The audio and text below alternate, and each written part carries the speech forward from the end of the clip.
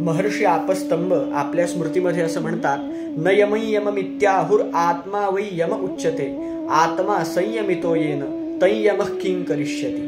अर्थात आपण विश्वाचा नियमक म्हणून यमदेवतेला मानतो, पण यम म्हणजे खरा यम देवता नसून आपल्या आत्म्यालाच यम असं म्हणलेलं आहे. आणि जो आत्मज्ञानी पुरुष आपल्या आत्म्याची सत्ता इंद्रियांवरती स्थापन करतो, अर्थात आपल्या इंद्रियांना संयमित ठेवतो आणि आत्म्याचं संयमन जो पुरुष करतो, अशा आत्मज्ञानी पुरुषाला यमदेव सुद्धा काय करू शकतो असं ते म्हणतात. तय्यमः किं करिष्यति.